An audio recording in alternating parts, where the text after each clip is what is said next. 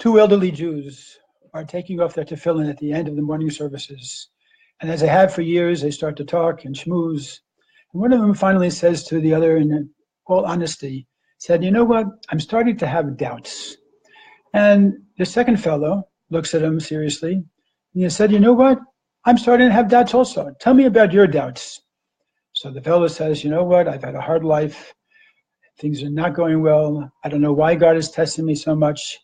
Things have really fallen apart in my business. My family has problems. I have health problems. I have been so religious all these years, and what is God doing with me? So I'm starting to have doubts. There's even a God there that I'm praying to." So the second fellow says, "You're having those types of doubts?" He said, "I didn't even realize you had those kinds of doubts."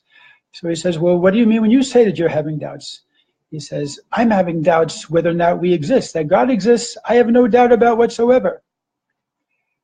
The two gentlemen are representing two very, very different ways that Judaism encompasses the Jew. We can either be a believer to the sense that the second fellow really was believing that God is the only true reality, as it says in the Torah, Ein od milvado. And he was studying that sentence. There's nothing besides God. The only true existence is God. God creates everything. God's energy is in everything, and everything is part of this godly presence that's constantly recreating the world from millisecond to millisecond. The first fellow was more looking at Judaism as more, not necessarily God-based, but this is part of who I am. This is part of my culture. This is what I grew up with. These are the traditions that I know from when I was a little child.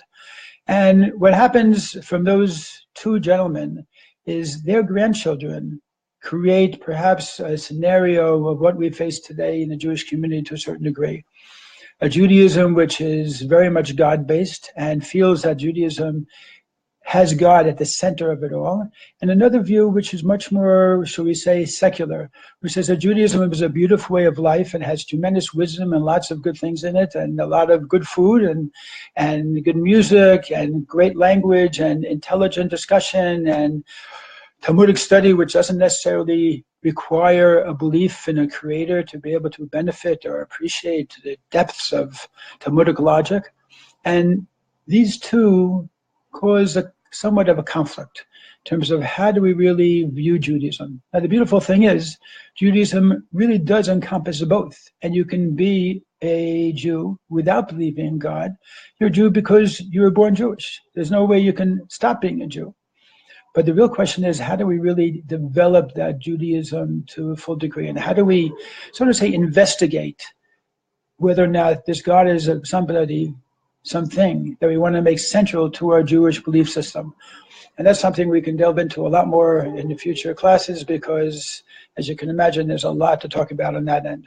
Take care. Have a great day.